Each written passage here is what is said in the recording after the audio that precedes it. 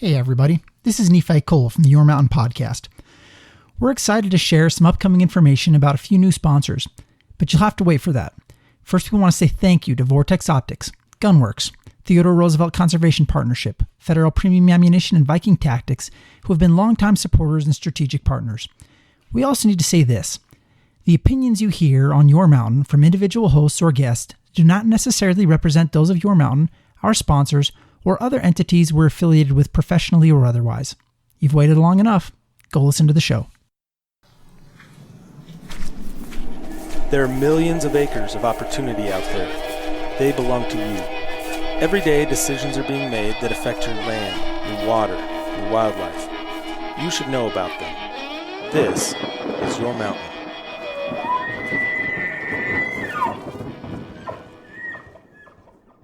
Hey everybody, welcome back for another episode of the Your Mountain Podcast. I'm your host, David Wilms, and I'm joined by two extraordinary gentlemen today. And no, it's not who you think. It's Nephi Cole and Mike McGrady. Wait a minute now. I understood the first Everybody name. thought that, Dave, from the beginning. Only you would backhandedly dismiss us that way. It's hurtful. No, After all this time, I'm still here. I called you extraordinary gentlemen. Still here. Extraordinary gentlemen. Welcome. Hey, Dave. how are you guys? Yeah, how are you guys doing? Doing well. I'm doing well. I spent a bunch of time in the outdoors last week, so I'm pretty happy. I don't know if what you did counts. I mean, is sitting on a golf cart with a glass of scotch and a cigar, gallivanting around the Tetons, does that qualify as the Outdoor outdoors? recreation? Well, it would in many minds, but I was more thinking of when I went fly fishing on the Snake and then took the kids hiking around Jenny Lake up in Grand Teton. All of those things count in the $950 billion outdoor economy. They're good. That's right. Yeah, I did buy a lot of golf balls because I lost a lot of golf balls. Yep. Thank you for know- supporting Thank you for supporting the great outdoors. I want to know, when you were at Jenny Lake, did you have to get in line behind the masses of people? I understand this year it's more crowded than ever before with people recreating more locally. Like you have a lot of Montana and Idaho and Utah and Colorado, California, like a lot of Western states that they can't go anyplace else. So they're all coming to Yellowstone and the Tetons, and that it's just packed. Yeah, it was amazing how many people were there, and that area is easy to access. It's got a lake, and there's a boat that'll take you to the other side. You can do some minor hikes and some easy stuff, and there's almost guaranteed easy wildlife spotting. So it's a perfect family trip.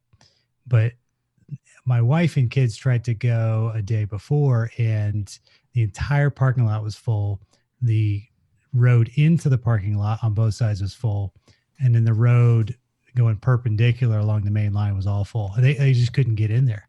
It's crazy. So and that was like in the afternoon. So we went in the morning and got up early and went up, and we had a great opportunity to get out, and the line wasn't, there were people, there was a line to get on the boat, but there were you were constantly passing people on the trail. It was absolutely amazing. And a lot of people look like this was one of their first forays into the woods. There was occasional folks you're like, okay, yeah, you do this. And then there were a lot of people that, and maybe it's that loop, but it was just a lot of people there. It was really cool though. It's not just that loop. Yeah. Did you do that? Did you do the loop, or did you go up to Inspiration Point and Hidden Falls? Yeah, did Inspiration Point. There's really like two of them.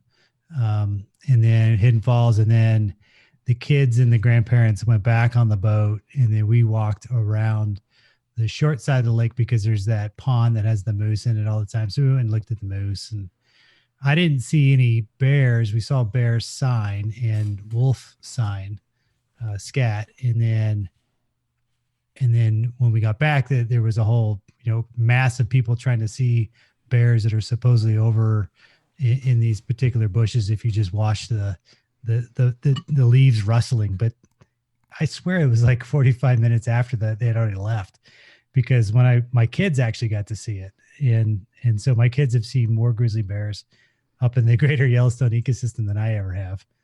So, but it was, despite all the people, despite all of the congestion, all that, it was worth the trip. Yeah. I'll tell you my first trip. Well, not my first trip, my last trip up to when I went to Jenny Lake and up to Inspiration Point and Hidden Falls.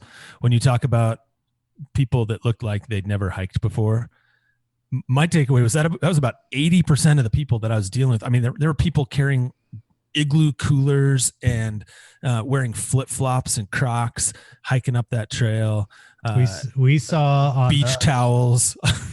We saw somebody with a dog stroller on the trail, and then we saw somebody that had it was like a baby Bjorn sort of basket thing on the front of them, holding another different dog, which to me is just bait in that area. But yeah, there was all kinds of people. It's kind of like an hors d'oeuvre because you have multiple things stuck to each other that you can eat. Yeah. Like all that said, all that said, it's tough to criticize, right? I mean, you want to see people in the great outdoors and recreating, and people that haven't done it before getting out there and maybe learning.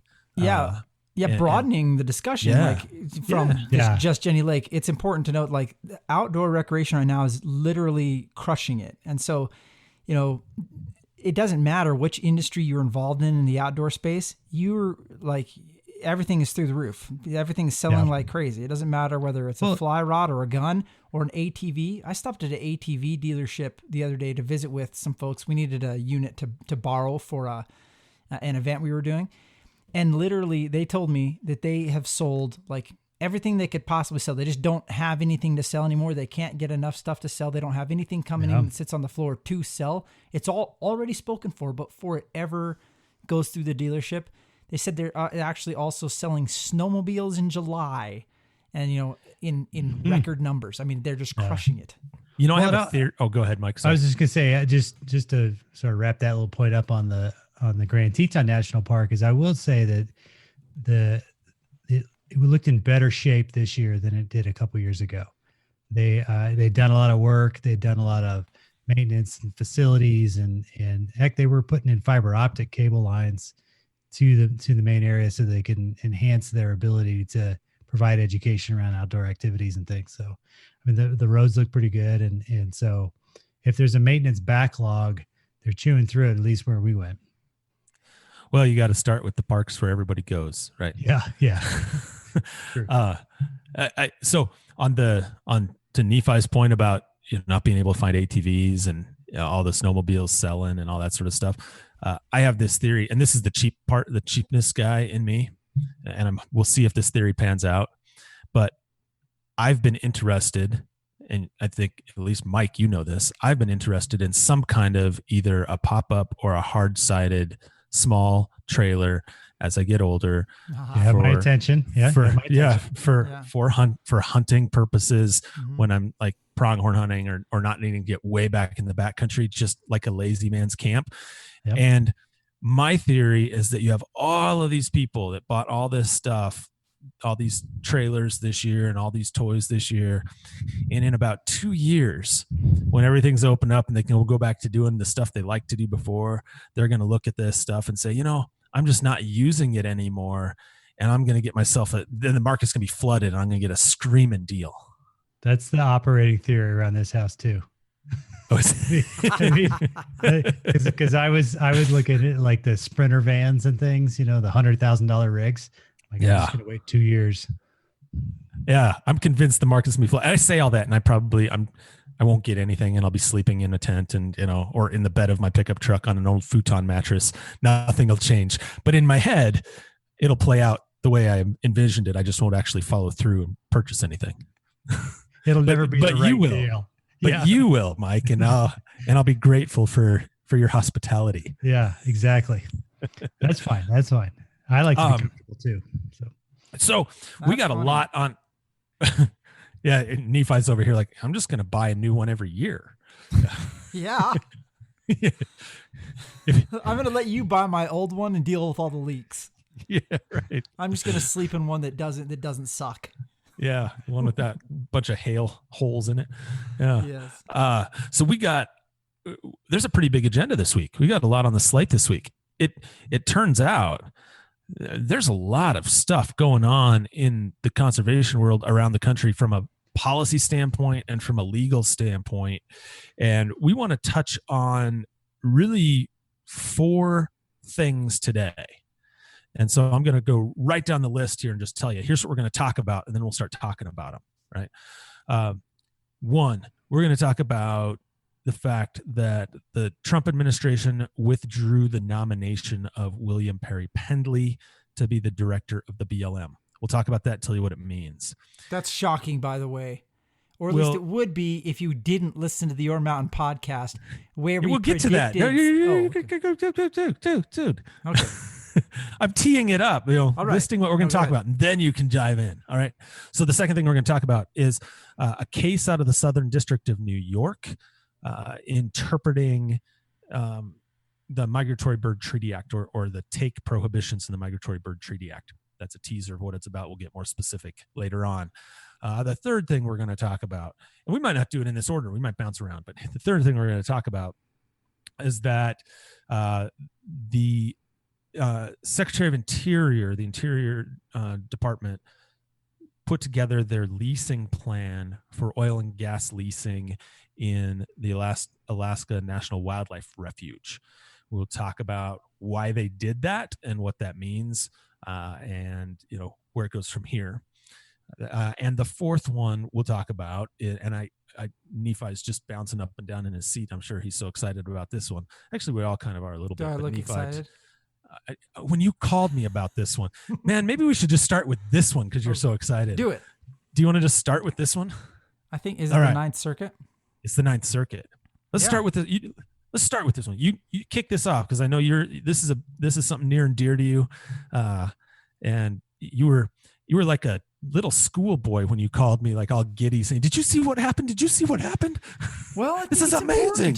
Important. And most people who listen to the podcast know that I may or may not work in the firearms industry, and so what this was is there's a decision came out of the Ninth Circuit in California about a year ago, challenging the ban on standard capacity magazines in California. So what that is that's like when you buy a handgun outside of California or you buy a modern sporting rifle, it's typically going to have anywhere from, the rifles from 20 to 30 round mag. The handguns probably anywhere from 15 to 19 round magazines that just come standard with that handgun.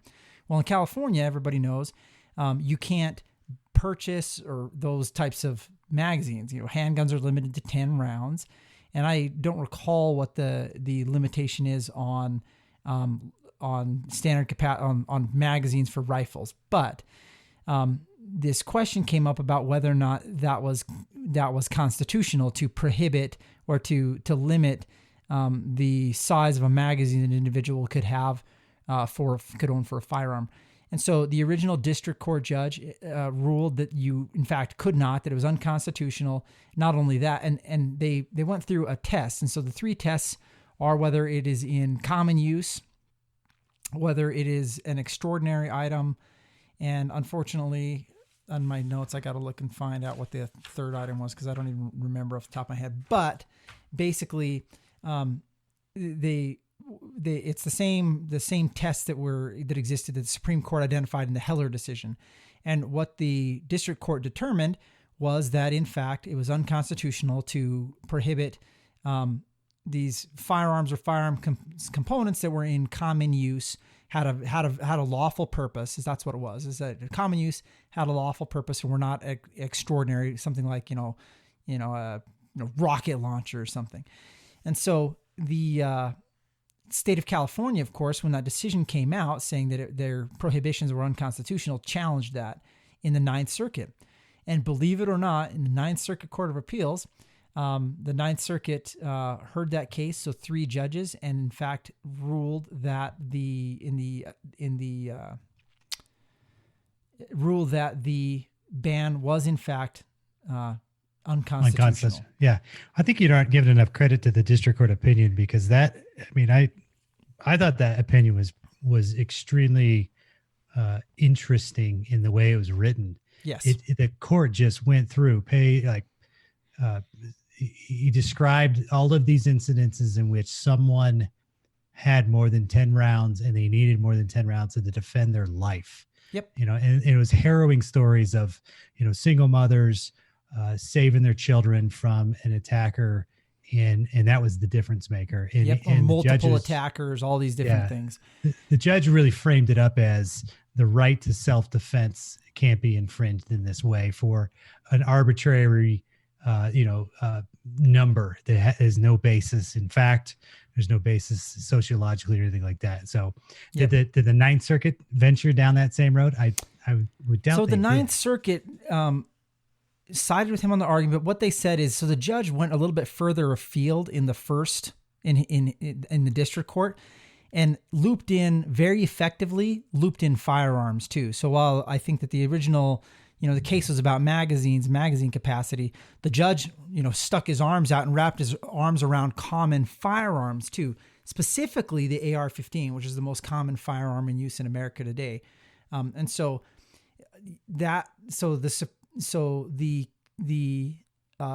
circuit court declined to comment specifically about the assault weapons ban, and specifically said, hey, we're not commenting on this, on whether or not this is legal or not, but certainly this large capacity magazine ban is unconstitutional. And so was that because the only issue before the court was the issue of that's right, magazines, the magazine ban, yep. That's okay. Right. I just want to make sure that's clear, because a court's court is only going to address the issues that are before it. That's right. And that's what they said.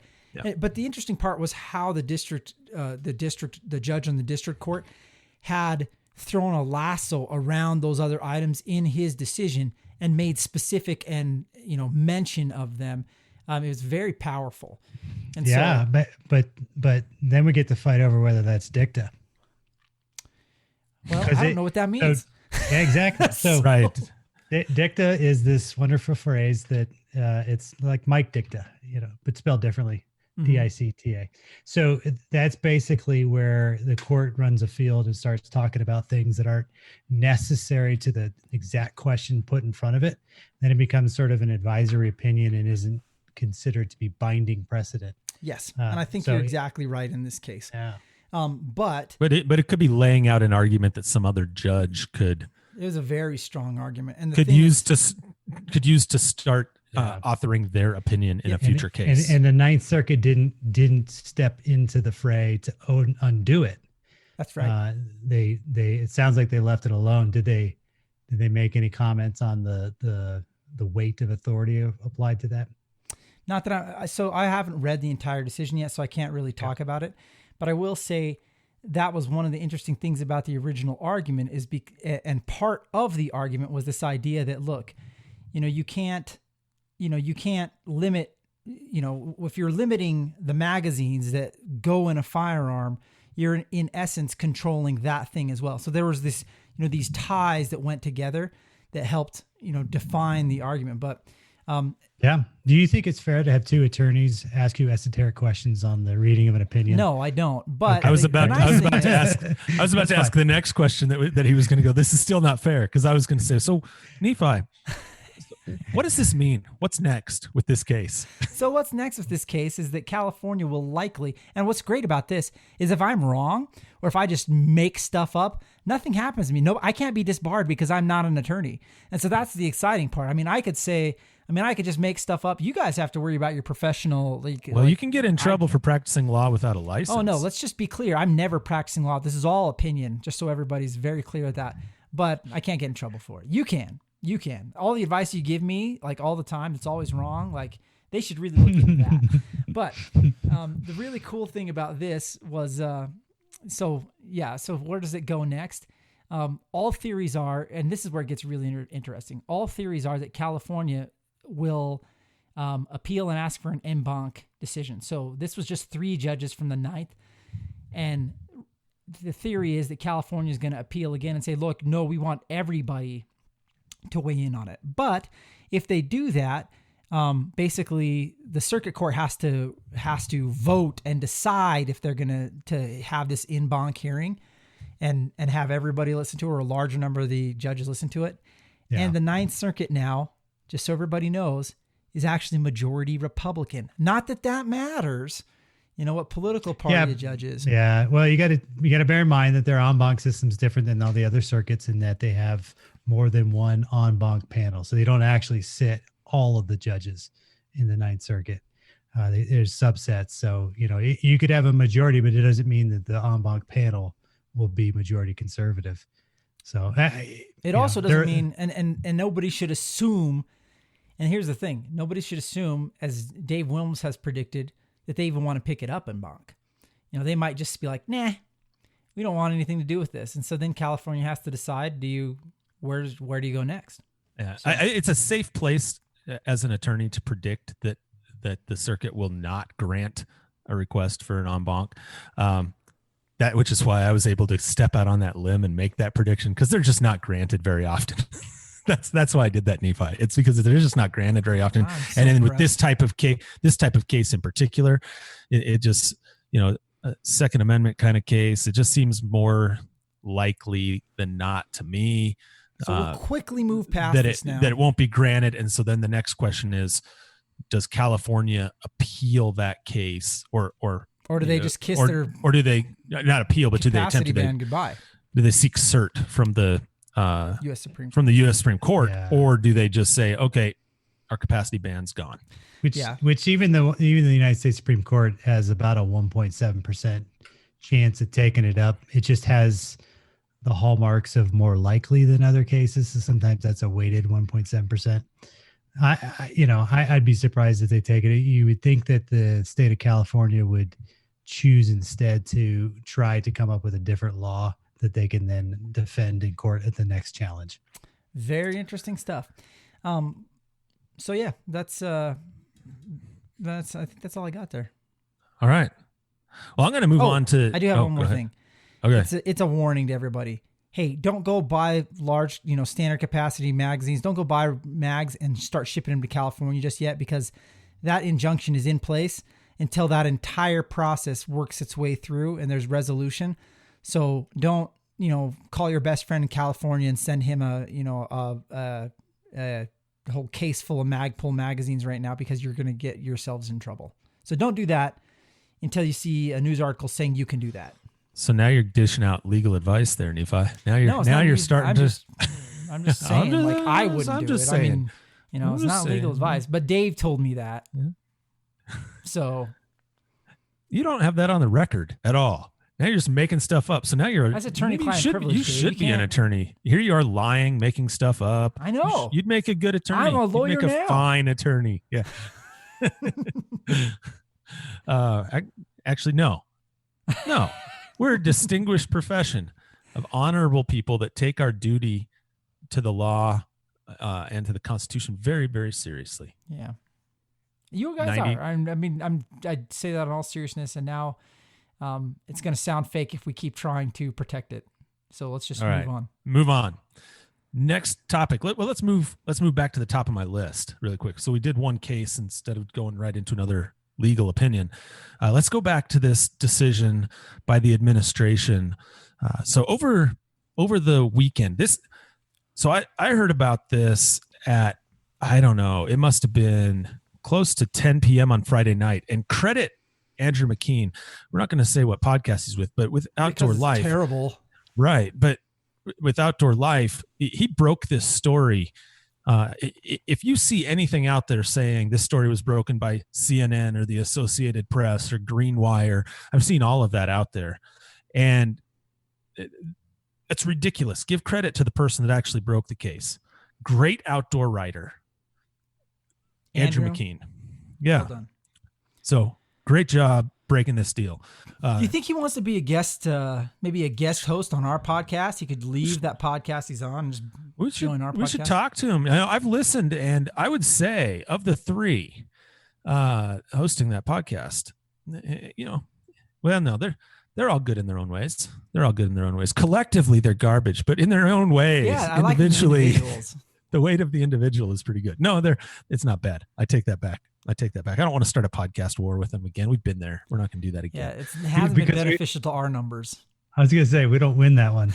Right. No, let's just remember we're giving props to this guy, to Andrew McKean for a great job breaking this story late Friday night that the administration over the weekend was going to withdraw the nomination of William Perry Pendley to serve as the director of the BLM. And if you've been listening to this podcast for any length of time, you know that we weren't shocked. You'll know that we've been wrong before about him. Yeah. And in this instance, I think we were right. We were right. So that all the other wrongs are out the window. Not really. They don't count anymore because we were right on this one. When he was nominated, I believe we were on the record saying we didn't see a path forward to actually getting a confirmation hearing, let alone we did say that a vote. But we thought that this whole experience this time we get to spend with him would be so much shorter, and we were just. That's where we were wrong. Yeah. We thought his tenure would be much shorter than it's been. But once he was officially nominated, that was a bit surprising, especially in light of the state of the political climate right now and how public lands are as we've talked about before, public lands and public land issues are such a big piece of this presidential election cycle. Mm-hmm. And in particular in the Senate cycle, where you have key states like Montana and Colorado, whose Senate seats are going to be decided by the hunting community over public land and sportsmen's related issues. I think we did have an argument within the podcast on this where one of us, I'm not going to mention who he was, but he may have a JD, said he's never going to get the hearing. And one of us said, no. What will happen is they will pull the name back in order to show, it'll be like, it's like, oh, hey, we give you this. We sucked the name back. So, but regardless, we were on the record as saying it's never going to get heard. Right. And so I guess there are a couple things we should talk about related to this. One is what's the consequence? Well, I want to talk about what's the consequence of that decision, and also why was that decision made? And maybe we should start with the why and then talk about the consequence. Let's do it. So I have a couple of theories on the why, and I'm sure you do too. One of the theories on the why is that you have Senators Cory Gardner in Colorado and Steve Daines in Montana that are in very contested elections. And it was going to put them in a very, very difficult spot politically to have to cast a vote on the nomination of Pendley. And so first of all, you had a letter from signed by every single sitting Democrat and the two independents that caucus typically with Democrats.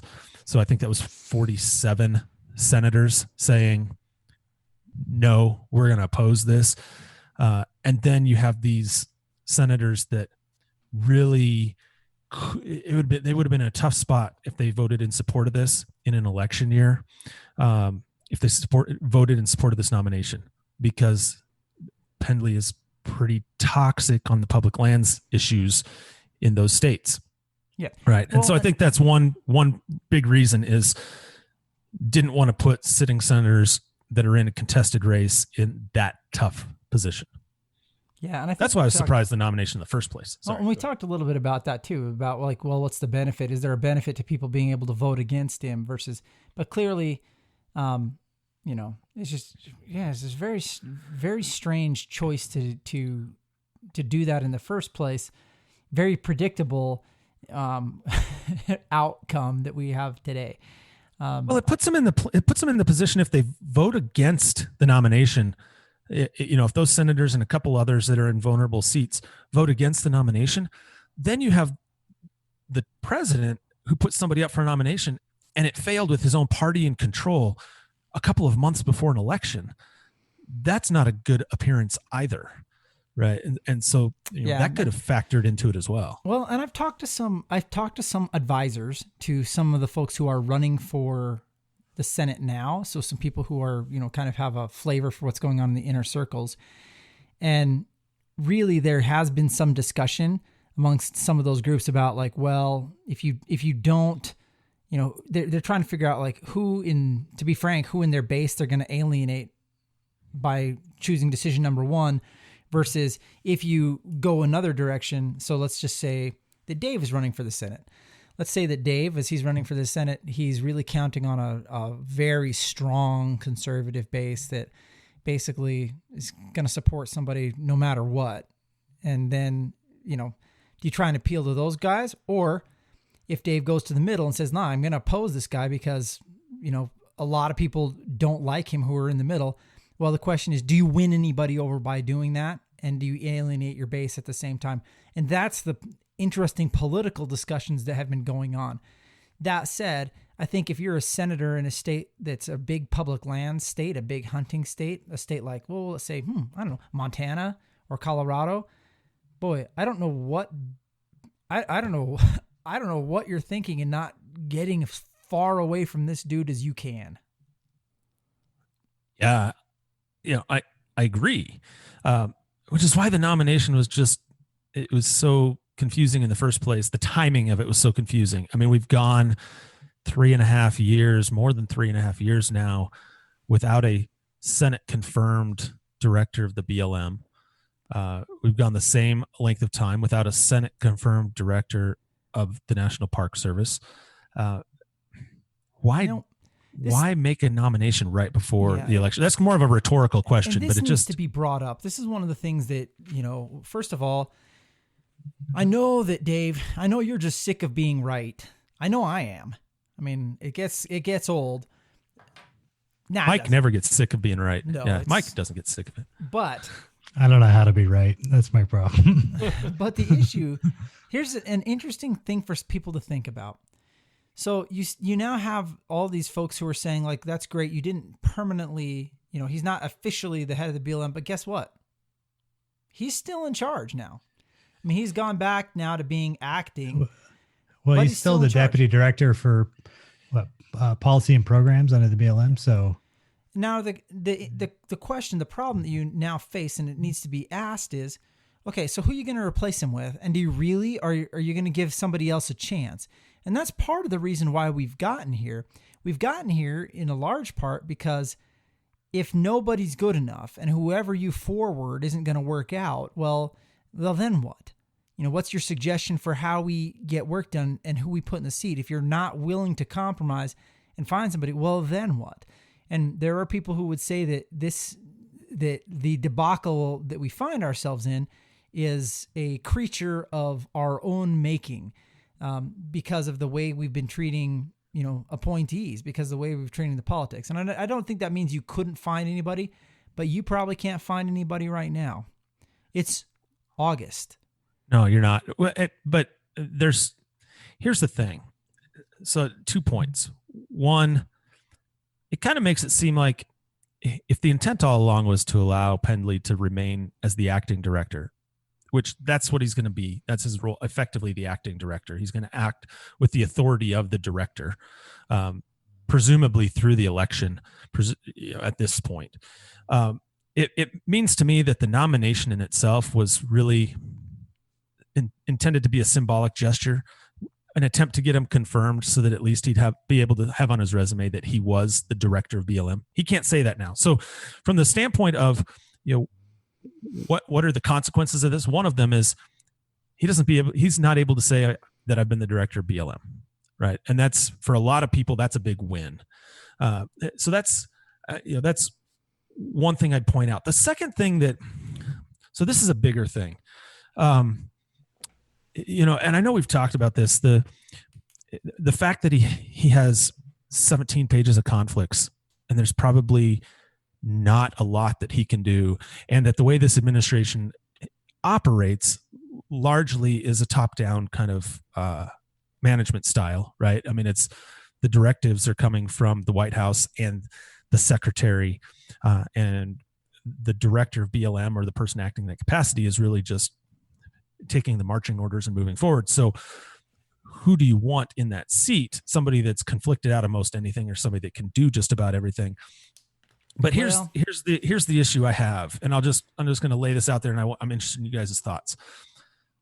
one of the concerns I've had with this nomination all along is it's like going out there and finding the one person that's going to rile up a particular segment of the population more than anybody else. Like find the most polarizing person to kind of jab at somebody. You mean and you what's believe that somebody in this political climate, Dave, would actually get kicked enough that they would say, "Oh yeah, you know what I'm going to do? How's this for you?" Right, but here's my point. The unintended consequence of that decision, right, to do that. Make an assumption that you have an administration change. And what this has done through this type of a nomination is said, all right, that's fair game. And so for everybody that likes what, some of Pendley's history of being anti-public lands and so forth, what's the reverse of that? And I'd say, what if we get somebody from Western Watersheds Project, right, as an example, coming in running BLM with an objective of turning it into, taking everything off of all livestock off of public lands and stop all multiple uses and turn it into a single use de facto wilderness. Because that's kind of the pendulum going the absolute opposite direction. And you know what? Because of this nomination, they might be justified in doing something like that, or at least they'd have an ability to make a justification for it. That's why I hate these extreme.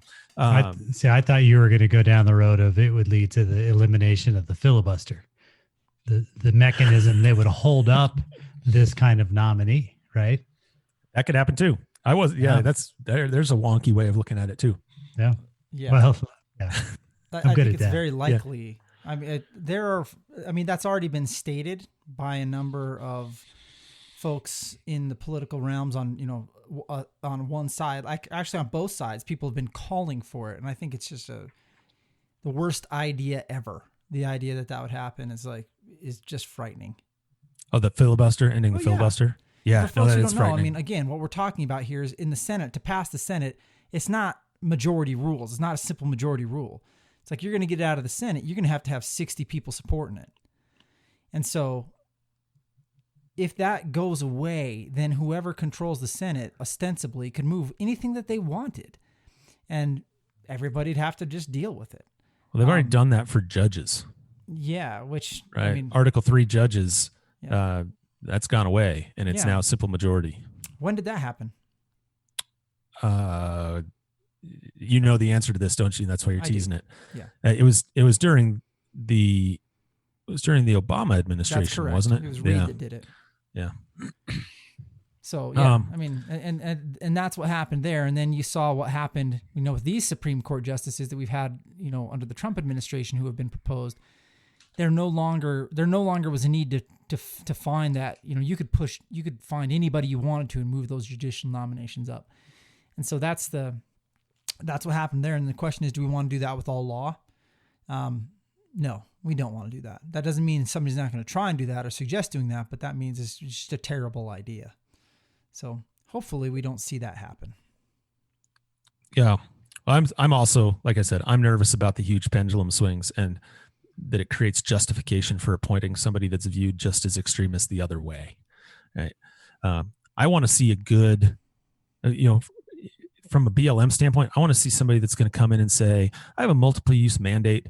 I'm going to do my darndest to try and figure out how to balance all of these uses and needs of our public lands. So I want to throw a conspiracy theory out there for you guys, because I know Mike loves them. He's all over those conspiracy theories. So just something for you to think about. That's all that's on his Facebook all the time. Strategy and just conspiracy theories. Yep. And then old episodes of Matlock. Like if Russian bots are out there putting out Facebook content to sway elections, Mike's all over that. Yeah. Pushing it out there. And Matlock. Yeah. And Matlock. Yeah. So anything like that. Murder, She Wrote as well. Mike's a big fan of anything that has some kind of a judicial tie into it. Like Mike. Perry Mason. Huge Perry Mason fan. I was classic. No, I don't. None of those. Just Golden Girls. Well, you can't go wrong with the Golden Girls. Let's talk about this strategic. So William Perry Pendley, This is just something to think about. I want people to think about this. I actually think I actually think the Democrats in the Senate should have tried to get a vote for him. I actually think they should have tried to move that up and move it forward so they actually could have had a vote. Because now think about what you got. It did.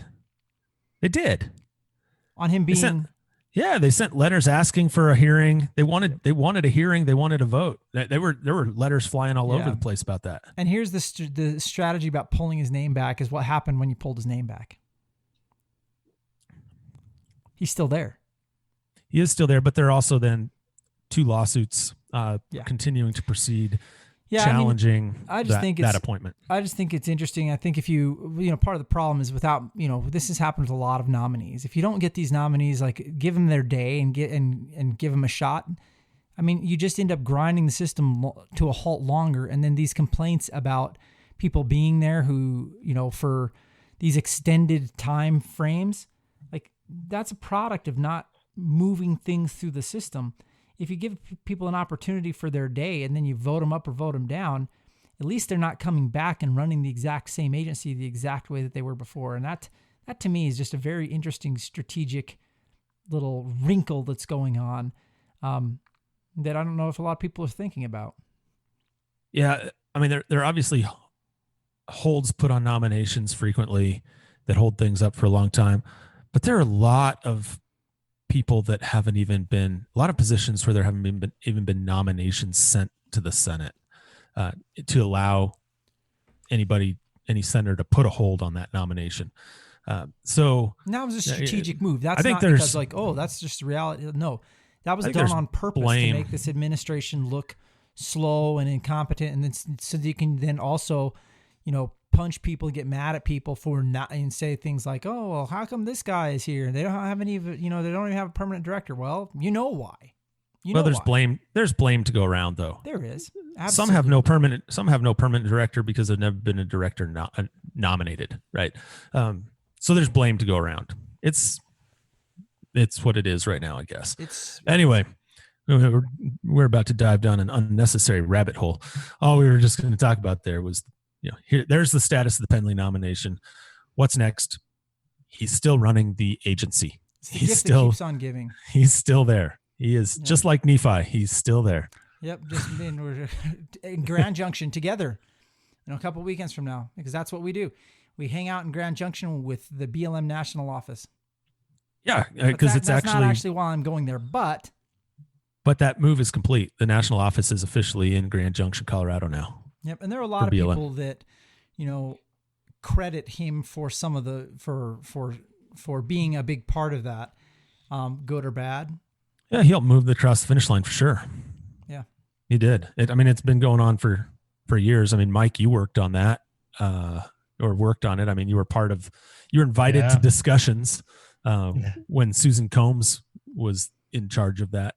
Yeah, that's right. Yeah, lots of conversations around how the region should shape up and what that should look like, and how the agency should be organized against it underneath those regions. Because when you overlay all the different jurisdictional boundaries for all the different agencies and things, it's nuts. Why didn't you get that building to talk to? Why don't you get that put in Cheyenne, Wyoming, Mike? What's up? Wasn't for lack of trying. Why couldn't you deliver on that? Yeah, well, that's a better question. Yeah. Yeah, right. Yeah. What was it going to take, Mike? No, I think that's interesting. So I will pat you on the back. It's like, yeah, Mike McGrady was in those meetings. It's because Mike McGrady is fabulous, and we love Mike McGrady. He's an extraordinary gentleman. Even if he didn't get the great state of Wyoming, the BLM national office, which he should have, because he's a master negotiator. Maybe if we would have had a secretary from Wyoming instead of a secretary from Colorado. That probably played into the decision just a little bit. Yeah. Well, go with what you know. Better luck next time. All right. So before we run out of time, I guess you never really technically run out of time with podcasts. You can just go and go and go and go and go. No, but we don't want to be here all night. We've got 2 more topics. Can I pivot to the next one, guys? Go. All right. So I'm going to move back to a lawsuit, a Oh, decision. big surprise. Mike wants to talk about more legal. I'm sorry, Dave. Go ahead. It was Dave. It wasn't Mike. I'm tired. It's late. So I'm just going to read the first.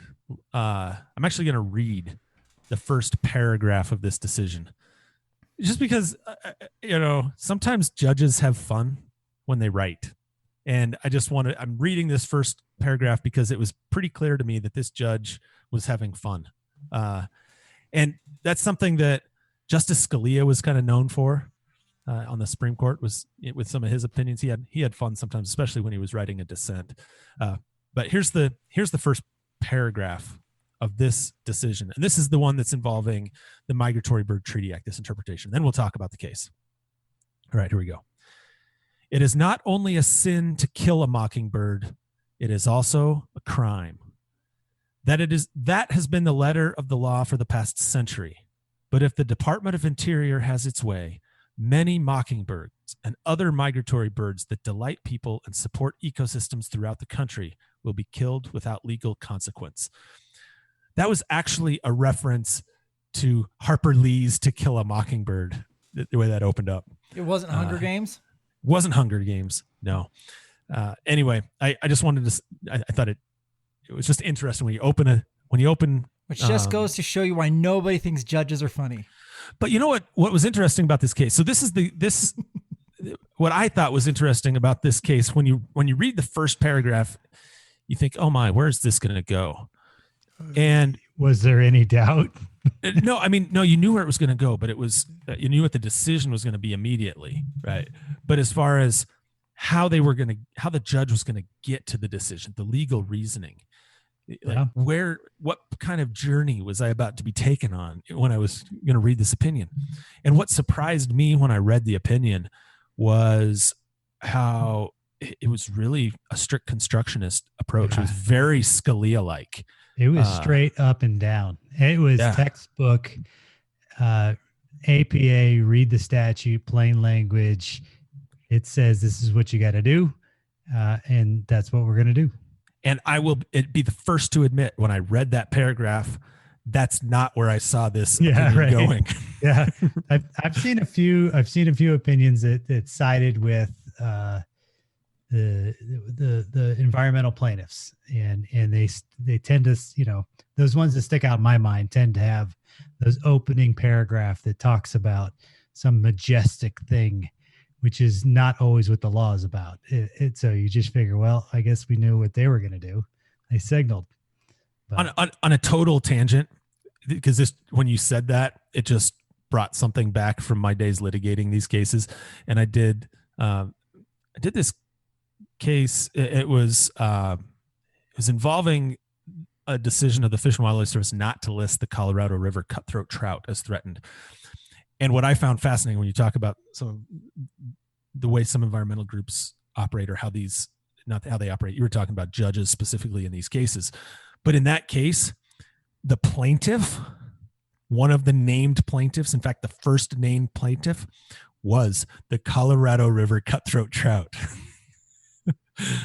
It wasn't one of the organizations or a member of the organization. It was the freaking trout.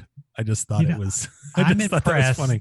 I'm impressed that an attorney knows how to talk to fish, and can talk a fish into paying for their services. Right. And writing that declaration to show standing. Right? Yeah, exactly. I mean, if anybody's going to have standing, it's going to be the fish. Right? I've seen the billboards. I've seen the billboards that says, because the earth needs a lawyer too. Anyway, that was a huge tangent. Back on this, just struck a chord. I just remembered that case. I thought I remember laughing when that case came across the desk, just because of the caption. It's the little things that make attorneys laugh. Anyway, so let me tell you what this case is about really quick, and then we'll do a quick rundown of the outcome of this case. I don't think we need to spend a ton of time on it, but really this is the interpretation of what a taking is, or a taking or killing is of a migratory bird under the Migratory Bird Treaty Act of 1918. If you remember, we did a podcast or a couple of podcasts about the Migratory Bird Treaty Act. And so you can get some context about where it came from, why it exists, what it does, that sort of thing. But in 2017, let me back up. At the beginning of 2017, like days before the Obama administration left office, the solicitor or the deputy solicitor at the time wrote an opinion that was really reaffirming the way that takings and killings under the Migratory Bird Treaty Act had been applied for 50 or more years, right? The way it had been applied for years was if you intentionally kill, harass, take, harm a migratory bird, you can be held liable for damages for that. But also if your actions indirectly, like you don't actually intend to kill a migratory bird, but you do incidental to a lawful activity, you could also be held liable for that loss, that taking. That was the interpretation. When the new administration came in, later that year in 2017, the principal deputy solicitor of the Department of Interior issued a memorandum that did an about face on the second piece of that. So that memorandum still said, yep, if you intentionally kill, if you're going out and you're like, this activity is for the purpose of killing a migratory bird, yep, the act still applies and you're held liable. But if it was done incidentally to a lawful activity, the act doesn't apply. That was the opinion. And as a result of that opinion, the U.S. Fish and Wildlife Service sent out FAQs and was trying to apply that interpretation, telling how that interpretation was going to be applied. Right. So there were a number of different lawsuits filed over that solicitor's opinion, right? That 2017 solicitor opinion. This case that I read you the first paragraph from, that was decided on the 11th, I believe it was on the 11th of August. So just about a week ago,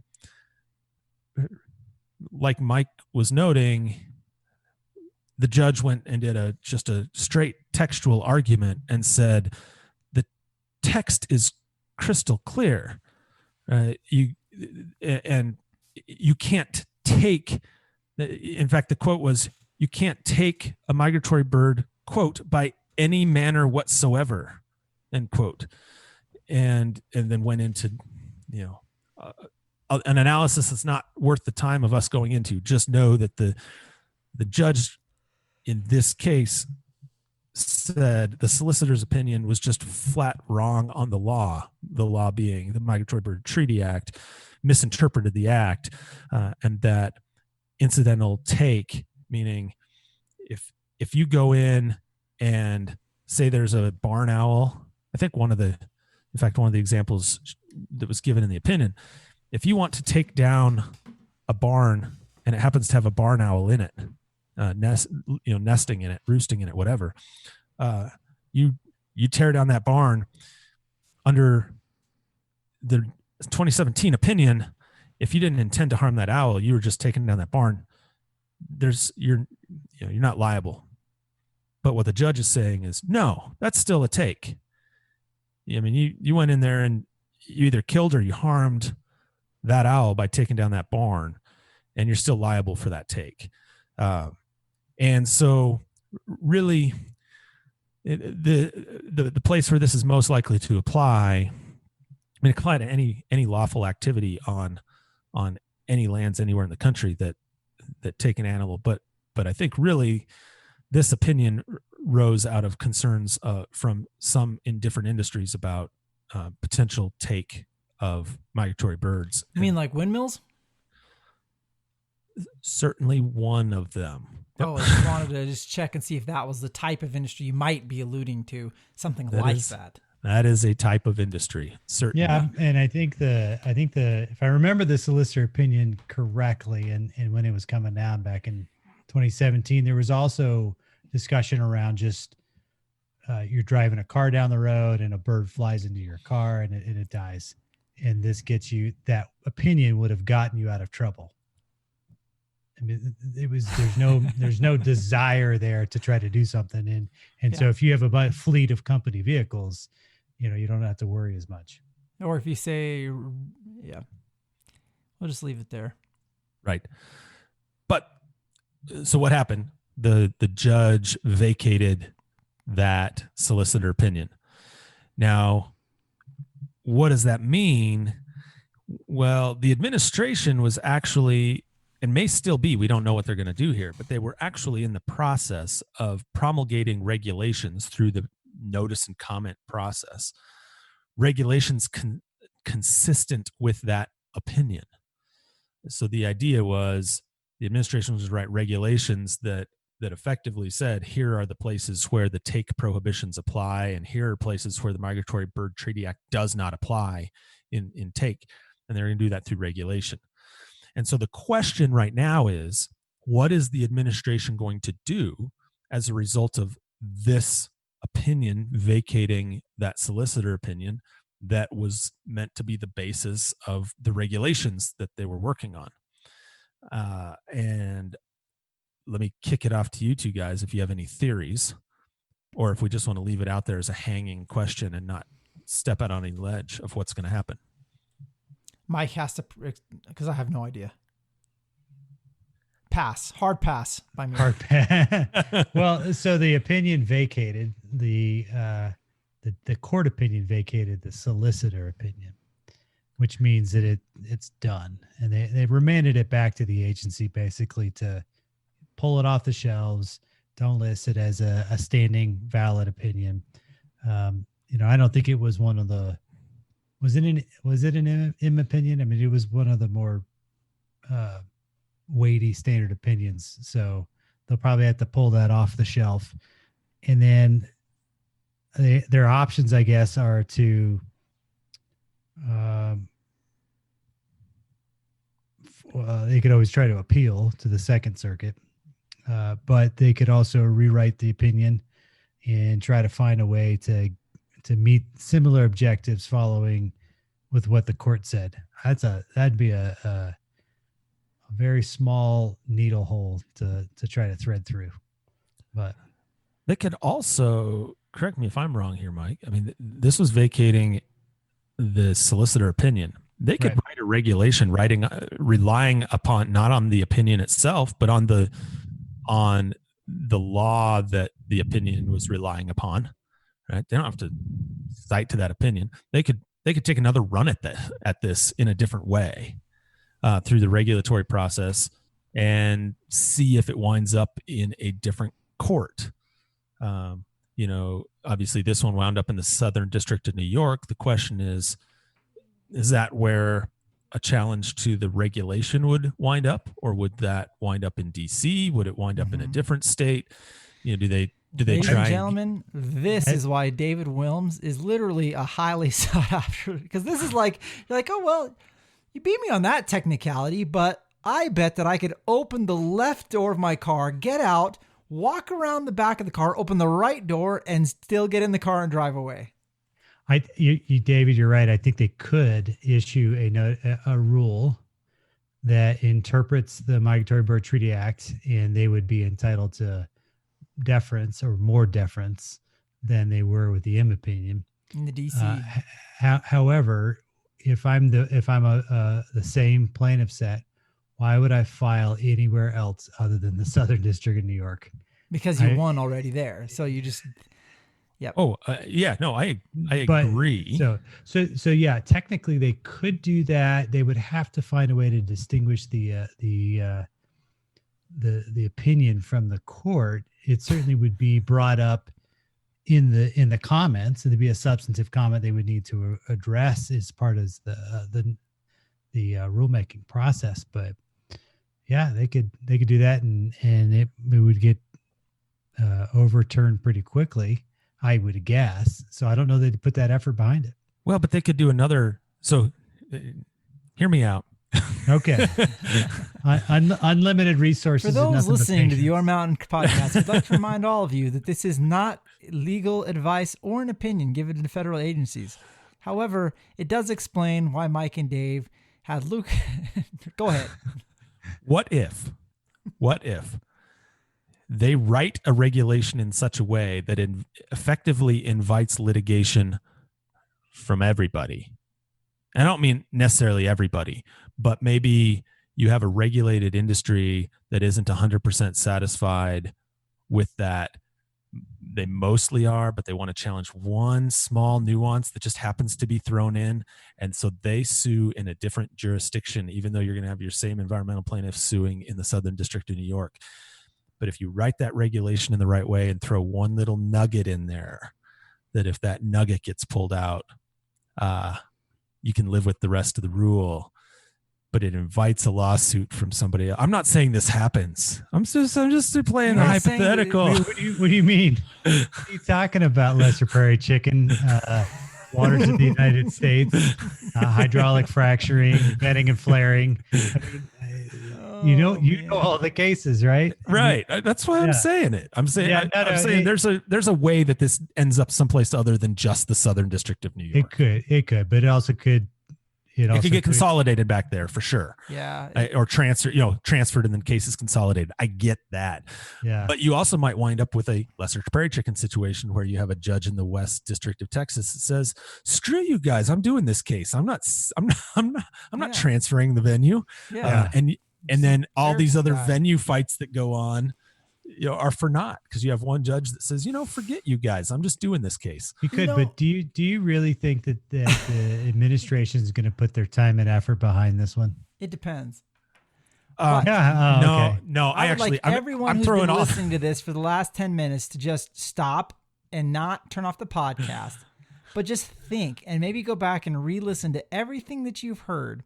And when next time somebody tells you like that they saw on Facebook that they know exactly how it's going to turn out because they read 3 articles, to remember that someplace there are rooms full of people as intelligent and devious as David Wilms and Mike McGrady, who are going over in detail how they can make these types of strategies work. And then,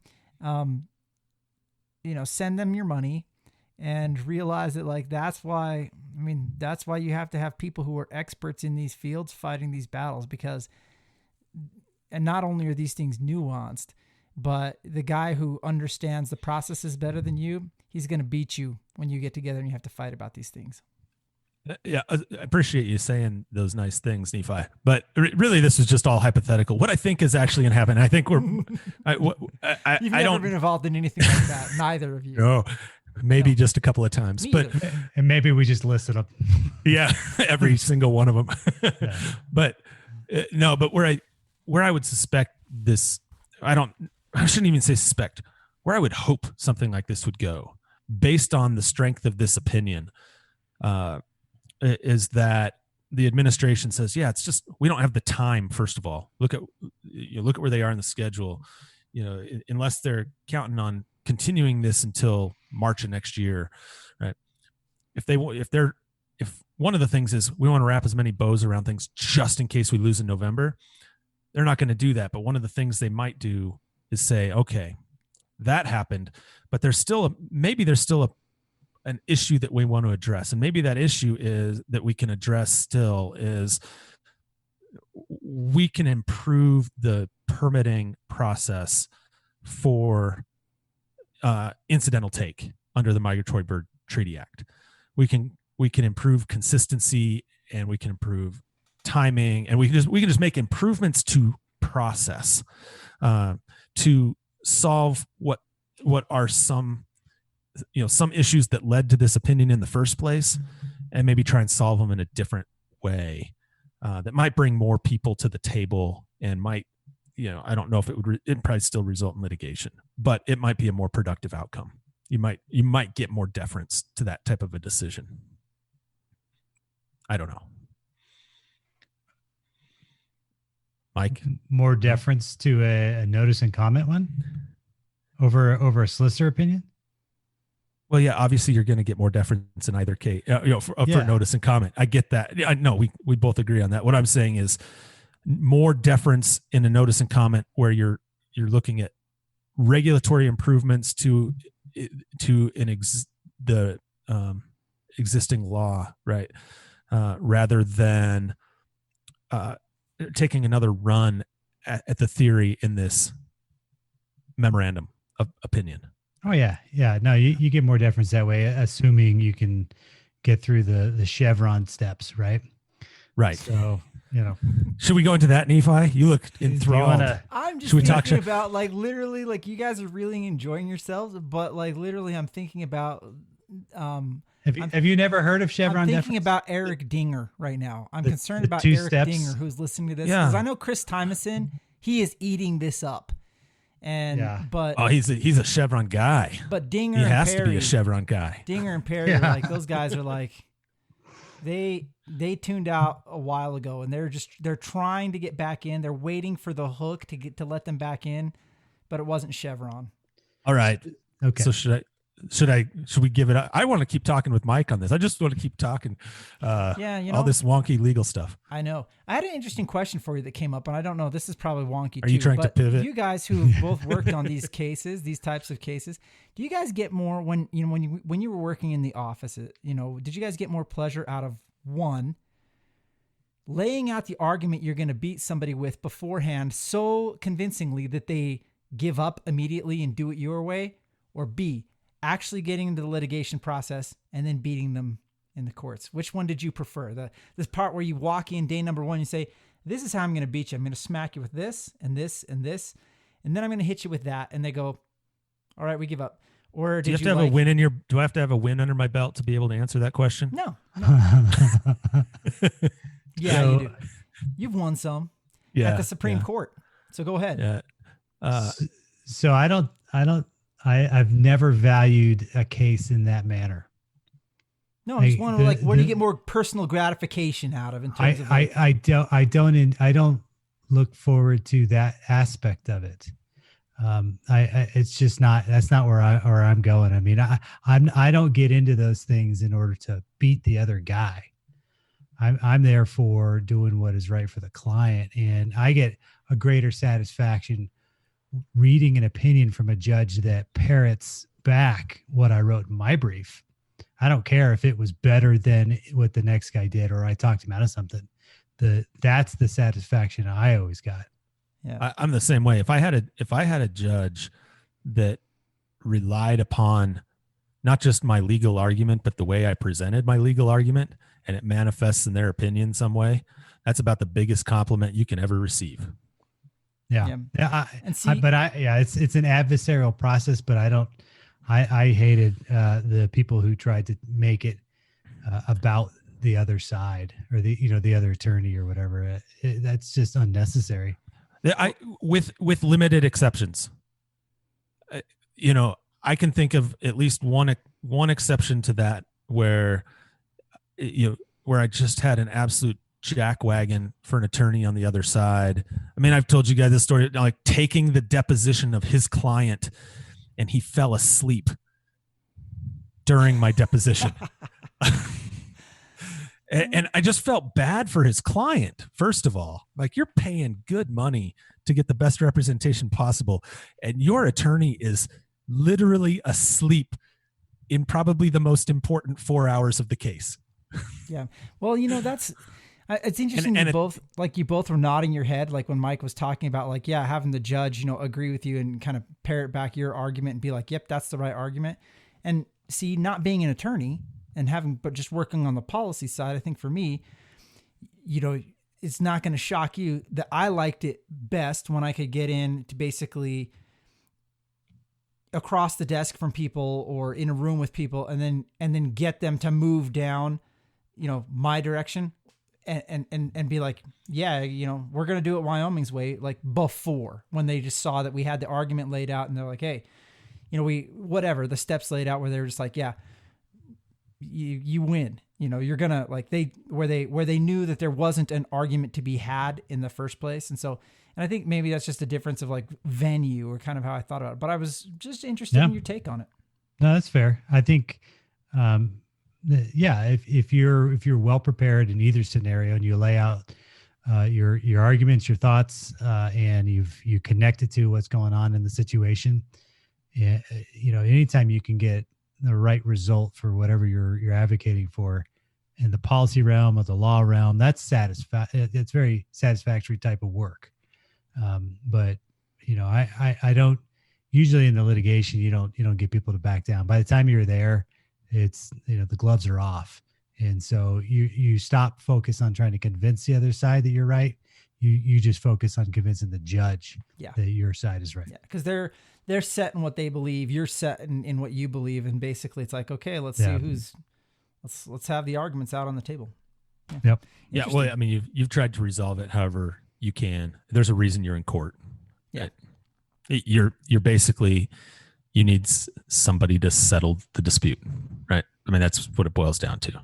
Yep. And if you go in with the mindset of, look, we just have a genuine disagreement about something and we need a disinterested third party, i.e. the judge, to tell us whose interpretation is correct, then it doesn't become personal with the attorney on the other side, right? It's just, we can have disagreements, differences in opinion all the time. And we frequently do. We just don't have the benefit of having a third party to come in and tell us which one of us is right. So we just keep the argument going. But I think that's the benefit. If you go in with the mindset of look, they're representing their client, they've got a legitimate argument to make. We have a genuine disagreement about the law, and we need somebody to interpret that, and we're going to live with the outcome.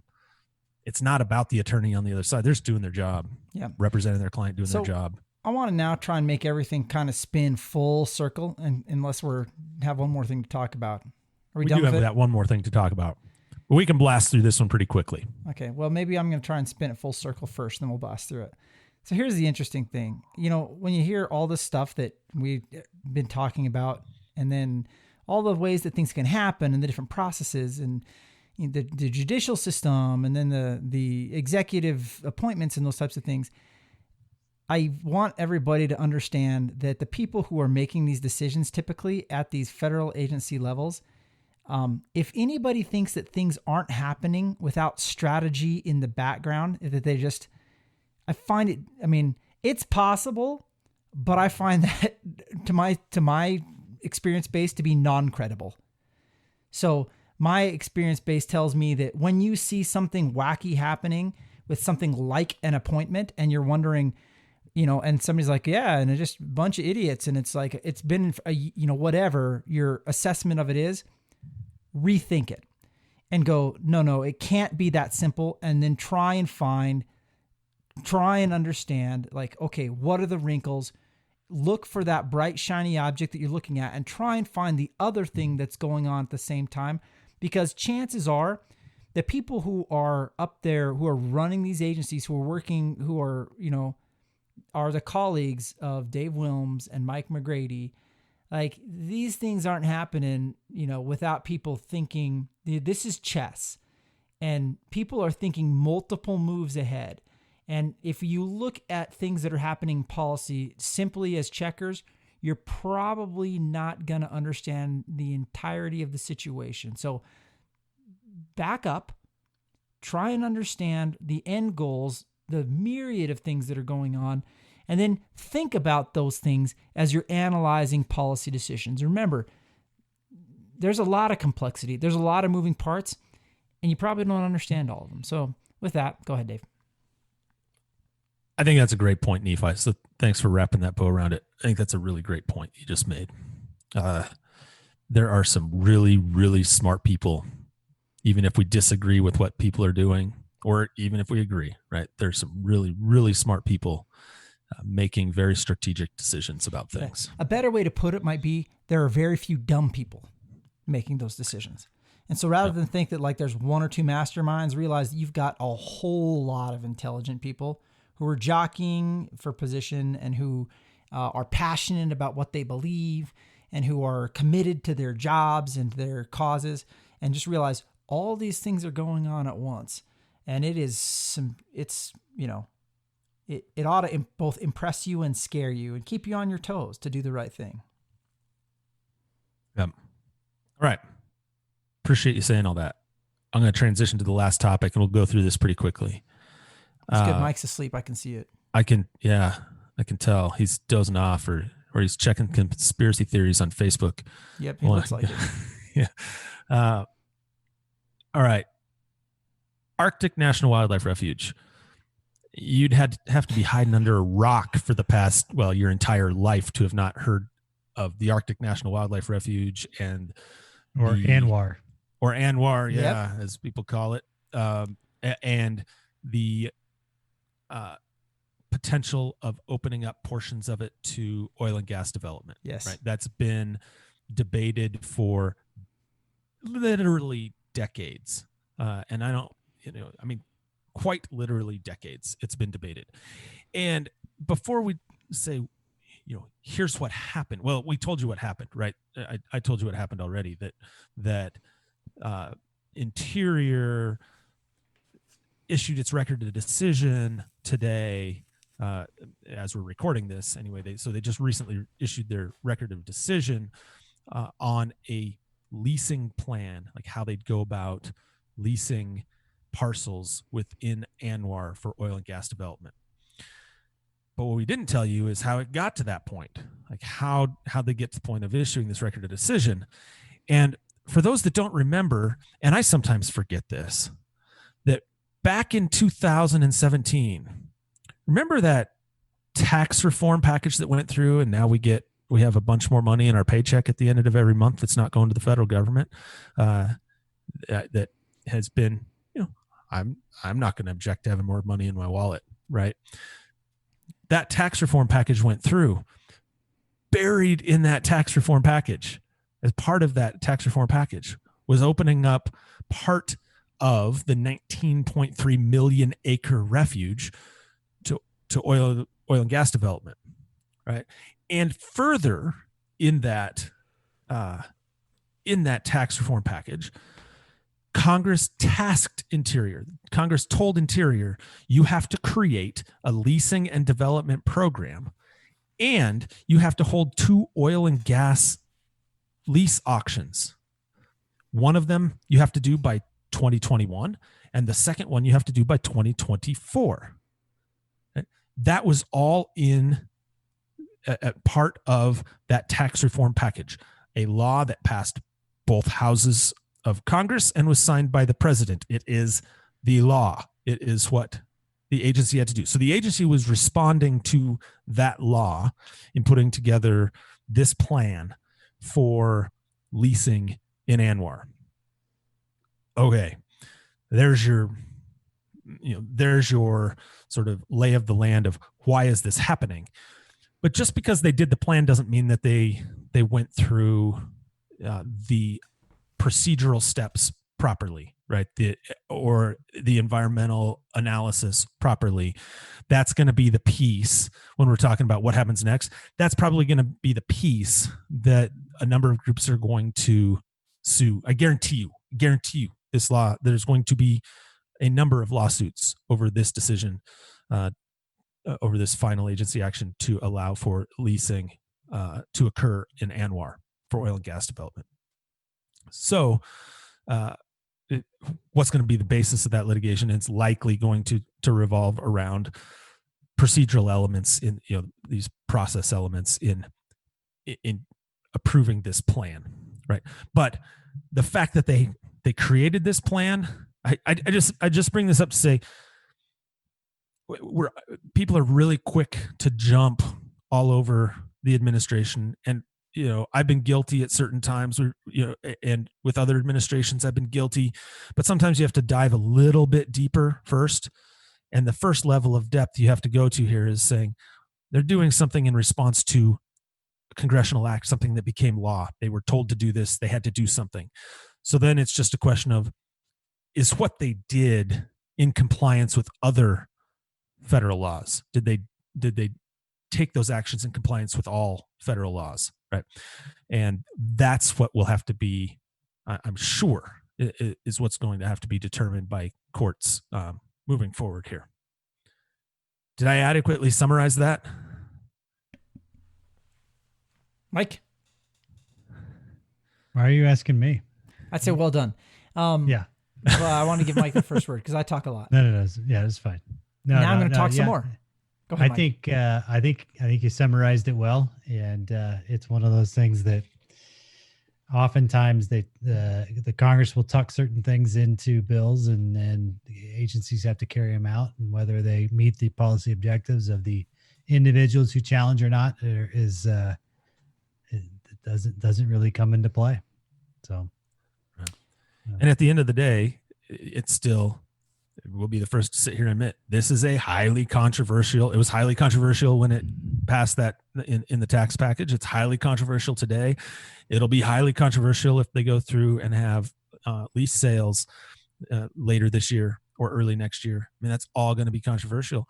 Yep. And it's going to, and you know, I can see why. I mean, you're talking about an area that from both sides of it. You're talking about an area that is effectively untouched, undeveloped in any way, and putting some sort of a human footprint and well pads and roads and pipelines and all the associated infrastructure needed to get that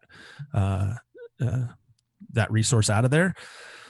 There are people that don't want to see that happen. Yeah. On the flip side, there are those, and the entire delegation of Alaska being some of them, that say we have a declining revenue source from the North Slope oil, and we need to figure out ways to make up for that declining revenue. And one of the ways is to open up other places that we know has oil, right? And this is one of those places. So there are two very polar opposite positions on this. You can understand why Alaska's where they are. You can understand why people that don't want to see these places, these last places that haven't been developed, they don't want to see them developed. I get it, which is why it's polarizing, and it's going to remain polarizing. But just know, we just wanted to let you know that's happening right now. First of all, I want to say maybe we should have led with ANWR talking about that, but that's okay because we talked about some other stuff. And if anybody gets this far in the podcast, I do want to do something interesting, which is say, guess what? Why haven't we been talking about this, Dave? Why hasn't anybody been talking about ANWR very much? And before you answer and say like, well, some people have been, because yeah, some people have been. But there's something else interesting that's going on in Alaska right now, and it's gotten a lot of attention. You want to remind everybody what it is? No. Pebble. Do you? Well, Pebble Mine. Yeah. I mean, if you look at the amount of people, like when you look at Alaska and what's been going on, people have been talking like ad nauseum over the last 6 months or so.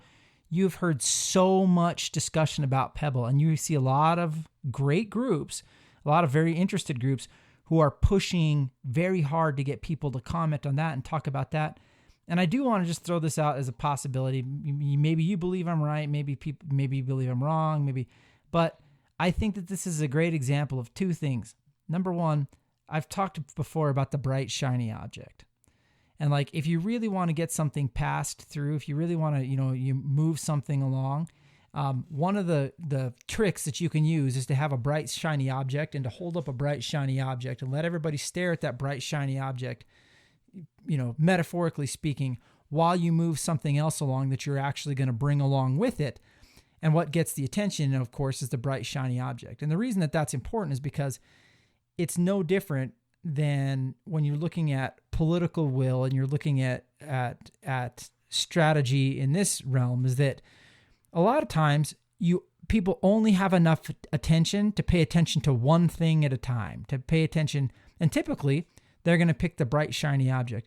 And I do think it's worth saying, like, in a situation like this, it is possible. I'm not saying this has happened, but I'm saying it is possible that you could have, a couple of things running together, and that, sometimes people can be spending their energy on the bright, shiny object rather than the thing, that other thing. And that's, very possible, I would say, in this case, that a strategic way to move forward, if you're working, for the benefit of ANWR, would have been to say, hey, let's make sure that we push Pebble really hard at the exact same time. And a lot of people have hopped on that grenade, and, maybe people haven't paid much attention to this, and maybe this is new to people, because certainly I would say, I don't think ANWR's gotten nearly as much attention as the Pebble discussion in recent months. So that's just a side note for you. Yeah. And I'll just throw but it could be because, right? Like you might be right. I'm going to throw the potential alternative, right? That it could be because Pebble's been in a permitting process and an EPA review process that's where they're kind of nearing the finish line on that, and there were open comment periods, and I mean it was really amplified recently because there were deadlines approaching. ANWR was really amplified at the time it was being pushed in 2017 into that tax bill, and then it's ebbed and flowed as different procedural steps have been taken. So now that you have a rod on the drilling or the leasing plan for ANWR, I can almost guarantee record of decision. Yeah, I can almost guarantee that the amount of resources that are going to go into elevating the profile of ANWR is going to go up exponentially. It's going to be, and Pebble Mine's still going to be going, but ANWR is going to get elevated big time here. And I think you're about to see it happen because now it's at that moment, right? It's at that decision-making moment. And that's where Pebble's been, and now ANWR's there. So I think you're going to see them both. It's just going to be all about Alaska all the time. Yeah, and I got to say, if I was working on either of those projects, I was involved in either of those projects on the pro side of those projects, which, then certainly the one thing that I would be praying for and asking for and hoping for is that the other guys working on the other project were like just flying it like crazy and running it like crazy to try and take heat off the project I was working on. So just food for thought. Yeah. I'm going to do something we don't normally go. I'm going to go on the record saying I don't like either one of these. I just don't. I don't like Pebble. I don't like ANWR. I don't like drilling in ANWR. I don't like either one of them. Yeah. But I got to go on the record and say I don't know enough about ANWR to make an educated argument. But I tend to agree with you on the first one. It's like, and we've said this before, Pebble, it's a bad project. That's not going anyplace. But so for me, then in the back of my head, because I, like Mike, love conspiracy theories, I'm like, well, why is somebody running this? Why is somebody writing this so hard? Is it really because it's going to get done? Or is it because why? What's the motivation when it seems like the all the parameters that would actually allow it to be successful if somebody were to permit it just seems so far-fetched. And so, it's just crazy times. It just makes me want to have a nap. I will be surprised if either one of these come to fruition. Let's just put it that way. I need a nap. I'll be surprised. And I think we've talked about that in a prior podcast when we kind of laid out the whole procedure and legal process and how maybe this has all happened, but we'll all be dead or at the very least enjoying a long retirement somewhere by the time some of this stuff happens. There won't be any retirement, Dave. The economy is going down the toilet. There's no retiring anymore. In fact, the sad part is your job as a greeter at Walmart, gone. It is. There's going to be so much competition for that job now for 80-year-olds who... I'm just going to be a locavore. Ooh, I love it. Yeah. Just going to live off the land. You know what I'm going to do? Survivalist. Ooh, is that a harbinger? It is. It is. I am. That's a harbinger. Tease for our tease for. Yeah, I'm gonna live off of like whatever I can find, roadkill, whatever. I'm just. I think you're imploring people to tune in next week. Yeah, should we just tell them who it is now, or do we wait? Well, we want to actually record it first. What if they back out at the last second? No. You want to put it out there? Too dependable. You can do it now. Yeah. Tune in next week for Laura Zera. Who's Laura Zera? Laura Zera, who... Look it up. Look her up. Look up Laura Zera, who is... Honestly, she's tougher than all of us. And so it's kind of like... It's going to be awesome. It's pretty intimidating because... It's going to be so great. I'm really excited about this particular episode. It's not going to be wonky at all. We got all of our wonk out tonight. She's the author of The Modern Knife Making. The book on the guide to modern knife making. That's who it is, the author of that book. And a bunch of there's lots of other stuff too. Yeah. Just wait. Look it up. It's going to be a good one. Look it up and then tune in next week. Yeah. If you got this far, which no one did. Know. Are you saying everybody dropped out when Mike and I got into that long discussion on the Migratory Bird Treaty Act? Let's just say it wasn't gerrymandering, but it was pretty bad. I don't know. I thought it was, Mike, I thought it was pretty good. Yeah. I appreciated the discussion. I thought it was better than gerrymandering. Yeah. The bar wasn't high. It's a high bar. Is that why you guys give me conspiracy theory jokes? Well, no, but that's okay. It just seemed the thing to do to pick on you for conspiracy theories. I'm going to pick, I don't know what the next one will be, but there'll be something else that's entirely untrue that we'll make up about you next time. All right. Perfect. Speaking of next time, tune in next time. Awesome podcast. And until then, remember that life is about experiences, so go have one.